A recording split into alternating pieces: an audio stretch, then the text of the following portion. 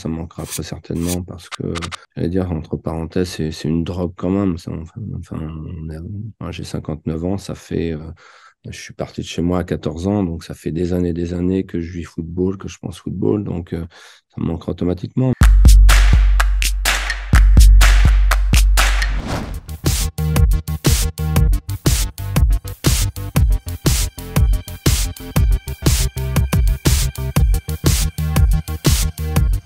Il y a beaucoup d'entraîneurs qui parlent de machine à laver de la Ligue 1 quand ils sont entraîneurs au quotidien, etc. Vous avez ce sentiment aussi là, clairement ou pas? Oui, quand même. Oui, oui, oui, un petit peu. Ouais. Je pense qu'ils n'ont pas tort. Je vous dis, je pense qu'ils vivent les choses encore deux fois plus intensément que moi. J'essaie de me préserver aussi et de préserver ça autour du groupe des joueurs. Comment vous essayez un peu de trouver quelques sas de décompression dans les petits temps que vous avez parfois tous les jours, la semaine? J'en trouve pas parce que j'ai un petit peu de mal avec ça.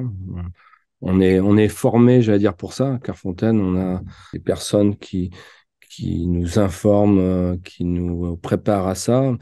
Je veux pas lâcher du tout les entraînements. Je veux être partie prenante dans tous les entraînements, dans les exercices à l'entraînement, pas être seulement sur le bord de touche à observer.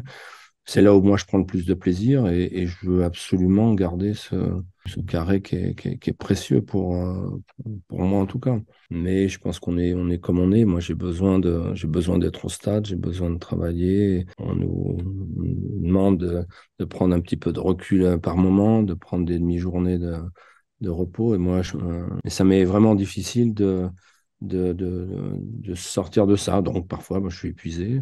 Je serais certainement plus performant si je m'autorisais des moments un petit peu de repos, mais j'ai du mal avec ça. Je me sens pas bien dans ma peau parce que j'ai l'impression de pas tout faire pour que le dimanche on soit prêt. Donc une demi-journée prise, c'est du temps perdu et c'est voilà, je me sens aussi responsable par rapport à ça. Donc c'est assez culpabilisant. C'est en cela aussi hein, que le football est difficile. C'est un métier qui est difficile, qui est beau mais qui est difficile.